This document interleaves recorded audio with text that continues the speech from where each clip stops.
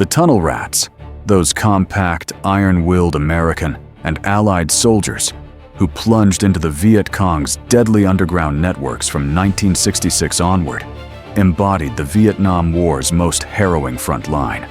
Hand-picked for their size and nerve from units like the 1st Infantry and 25th Divisions, these volunteers armed themselves with minimal gear: a .45 pistol that might jam in the mud, a knife for silent kills, and a flashlight that could give away their position.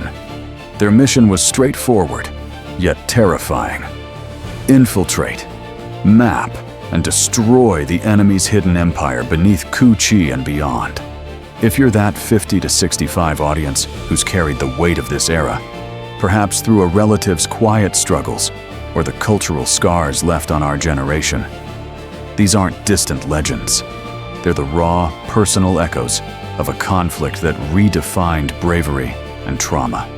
We're not circling the entrance.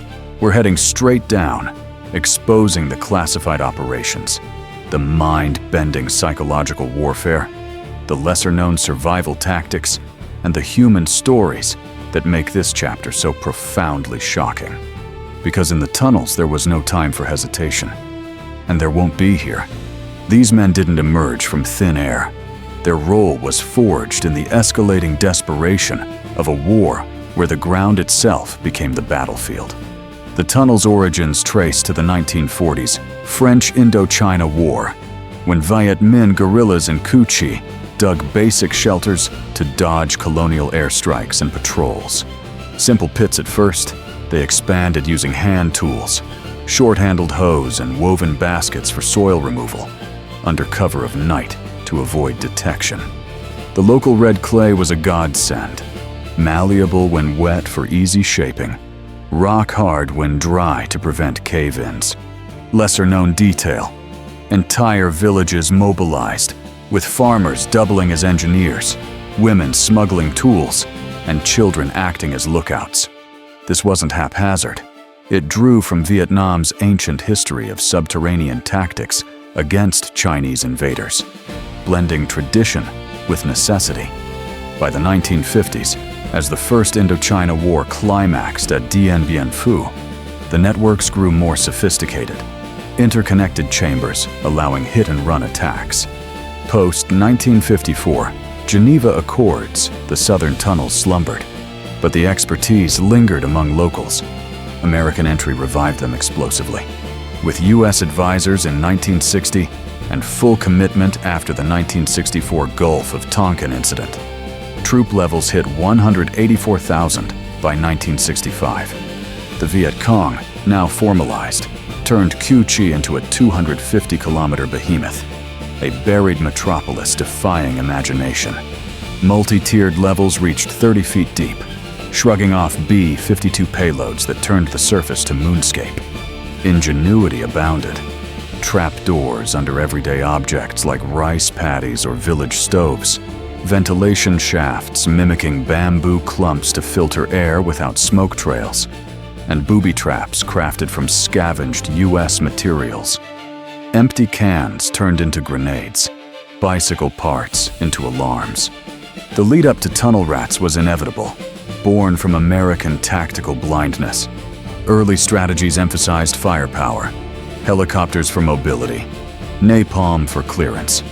But the tunnels neutralized this, enabling ambushes where fighters struck and vanished. Social dynamics amplified the challenge. U.S. troops, many draftees from diverse backgrounds, urban kids from Chicago, farm boys from Iowa, arrived trained for open battles, not subterranean hunts. Inner turmoil brewed. The camaraderie of boot camp clashed with the isolation of jungle patrols, duty to country versus survival instincts.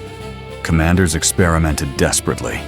Defoliants like Agent Orange stripped foliage to expose entrances, but the network burrowed deeper. Smoke machines and CS gas were deployed, but Viet Cong counters, water seals and air pockets rendered them useless. Flooding attempts backfired, with drainage systems turning water against the attackers. The human element demanded a human solution.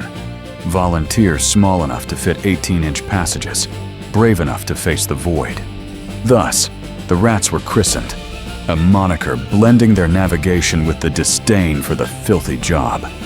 Their emergence marked a shift, from aerial dominance to intimate, visceral combat, where secrets of the earth tested the soul. January 8, 1966. Operation Crimp launches with thunderous force into Ku Chai's heart. The 173rd Airborne Brigade parachutes amid swirling dust, while the 1st Infantry Division advances on foot through elephant grass and booby-trapped trails. Optimism runs high. This is tech versus tenacity. But the ground fights back. A forward scout triggers a concealed hatch. It yawns open, sucking him into a spiked pit. He survives with gashes, but the squad halts, fear rippling. Grenades lobbed down detonate muffled. The tunnel's forks disperse the energy. Radio crackles. Send in the small guys. Private Carl Jenkins, 5 feet 3 inches and wiry from Michigan factory work, steps up. Rope secured, he drops feet first. The shaft narrowing like a throat. Flashlight on, he spots scrawls. VC maps? Then a wire glinting. It's a punji setup. Bamboo stakes poised to pierce. He snips it carefully, sweat stinging eyes. But here's a slither. Crate snake or rat? Crawling further, he finds a cache. Rice sacks, AK rounds. Surfacing gasping, Jenkins's report stuns. It's a whole city down there. Crimp grinds on for 12 days, rats venturing bolder. Discoveries pile up. One tunnel yields a kitchen with fresh-cooked rice, vents dispersing smoke invisibly. Another reveals an armory forged from U.S. scrap, ingenuity that humbles. By close, 128 entrances are blown, but the core endures, rats learning hard lessons. Light discipline to avoid silhouettes, silent signals for teams. Casualties mount.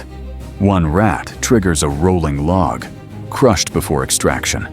Spring 1966. Training formalizes at bases like Bien Hoa. Mock tunnels replicate the squeeze. 4-foot ceilings, branching paths with recorded VC voices for immersion. Rats hone the worm crawl, conserving energy and low oxygen. Gear refines.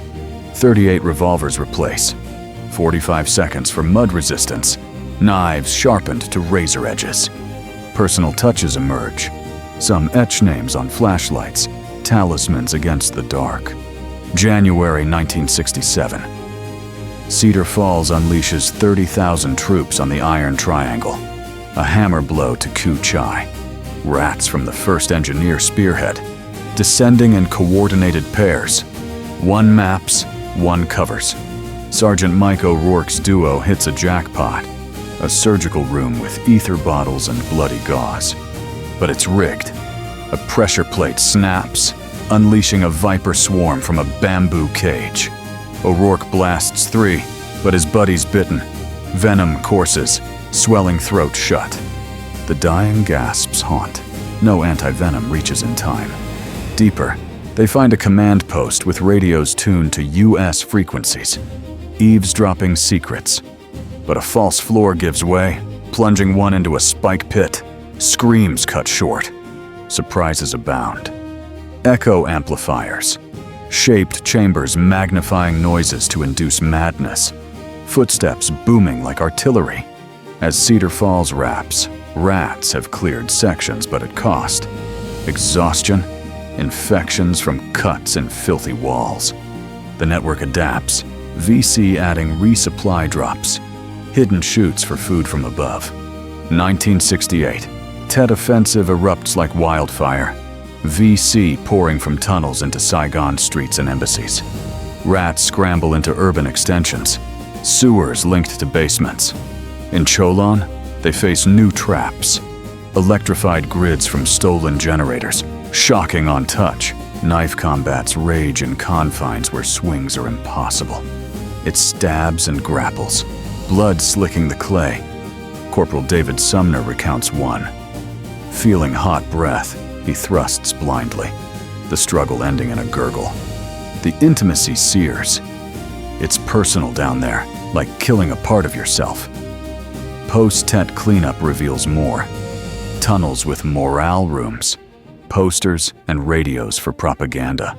Rats use CS gas, but inhale it too. Eyes burning, lungs seizing. 1969. Dewey Canyon targets a Shaw Valley, tunnels fusing with natural grottos. Rats battle floodgates, barriers releasing monsoon water, drowning pursuers. Discovery's awe. Barracks hammocks for hundreds, forges melting US brass into bullets. Heat prostrates many. 130 degrees inside. Dehydration fells like dominoes. One team uncovers a ghost chamber, abandoned with fresh meals, as if occupants vanished mid-bite. 1970 Iron Mountain focuses demolition. Rats wire C4 chains, detonations cascading like domino earthquakes. But resurrection paths, secret exits, allow VC escape. Surprises persist. Tunnels with animal guardians, scorpions in jars, released on intrusion. As 1971 withdrawal accelerates, rats mentor ARVN, sharing maps and mindsets.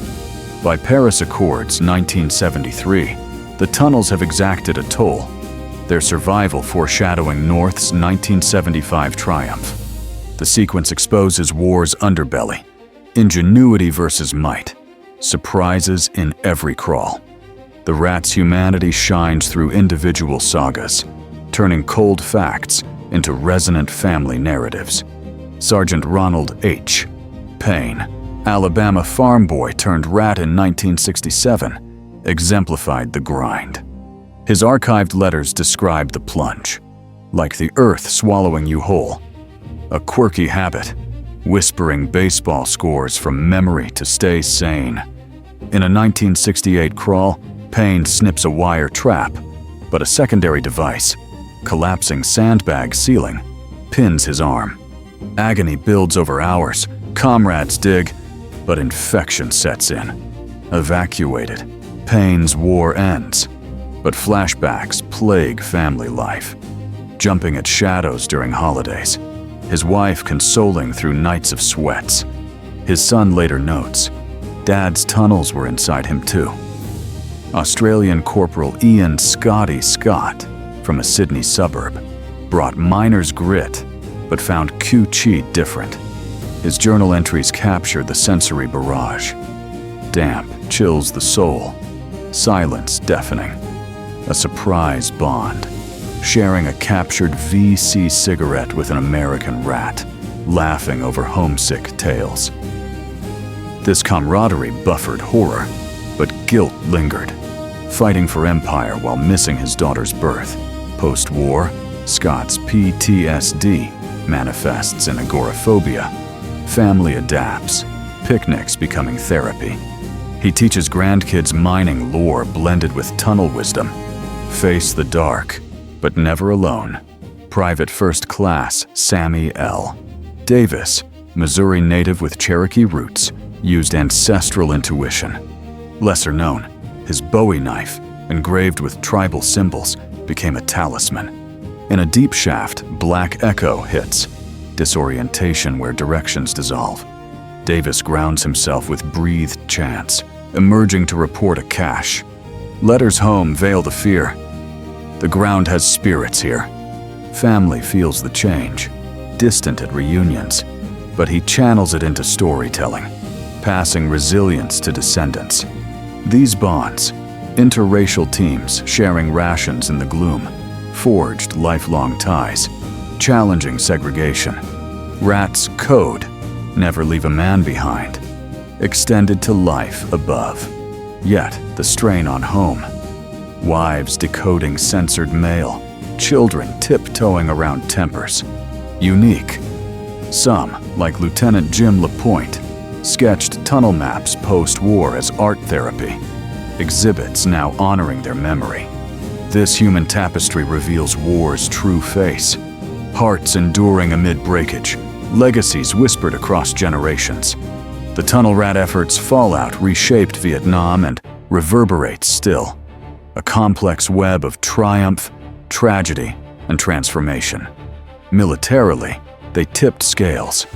Intel from cleared tunnels averted disasters, like in 1969's Hamburger Hill, where mapped networks prevented encirclement. Destroyed sections forced VC surface, exposing to air power. But the ledger bled red.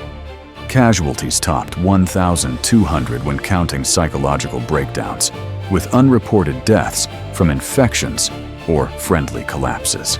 VC countermeasures, reinforced doors, decoy levels, prolonged the agony. Their losses in thousands boosting resolve. Politically, it fueled skepticism. Rat's reports of tunnel vastness contradicted optimistic briefings, contributing to the 1968 credibility gap that doomed LBJ's re-election. The 1971 Pentagon Papers amplified this, leaking suppressed intel on underground resilience, igniting protests that hastened withdrawal. Culturally, rats inspired art. Songs like Ballad of the Green Berets echoed their grit, while films like The Deer Hunter, 1978, captured the psychological residue, resonating with boomer audiences grappling with the war's meaning. Socially, the impact devastated. PTSD, tunnel syndrome, claustrophobia, night terrors, afflicted thousands, leading to family fractures, homelessness spikes in the 1970s. A lesser-known ripple. Veteran-led movements in the 1980s pushed DSM recognition of PTSD, revolutionizing mental health. Environmentally, scars endure. Unexploded munitions from demolitions claim 100+ lives yearly in Vietnam. Agent Orange-linked defects span generations. Economically, U.S. VA expenditures for rat-related disabilities exceed $10 billion cumulatively, while Vietnam's tunnel tourism, $100 million annually, mixes education with exploitation. Long-term, lessons inform doctrine. Modern ops in Afghanistan use rat-inspired robots for tunnels, reducing human risk. Surprisingly, U.S.-Vietnamese joint digs since 2000 recover MIAS, fostering healing. In our polarized age, the tunnels caution against underestimating adversaries. Their secret's a lens on enduring conflicts like Yemen or Syria. For us, it's visceral. The unspeakable urges advocacy for vets, reflection on intervention costs, bridges from yesterday's depths to today's decisions. The Tunnel Rat's chronicle endures as a profound emblem of fortitude amid fathomless adversity. These unassuming Americans, confronting the abyss, incarnated the indomitable essence that characterizes our collective ethos. An essence many of you have embodied in navigating life's own labyrinths, from financial crises to familial trials. Their unspeakable horrors lay bare war's essence. Not mere conquest, but the visceral strife for endurance and significance. If our progenitors traversed such abysses with unwavering fortitude, what insights do we derive presently? Perhaps compassion for contemporary warriors, or a pledge to serenity that venerates their inheritance. As we observe Vietnam's semi-centennial milestone, let's safeguard these narratives as familial relics, guaranteeing they enlighten forthcoming trajectories. Did this disinter a recollection, a veteran's anecdote, or your epoc's ruminations? Effuse it into the annotations. Your utterances perpetuate history's vitality. If it resonated, pulverize that approbation. Inscribe for profounder Vietnam immersions, and faucet the chime. Gratitude for braving the profundities conjointly, until the subsequent disclosure.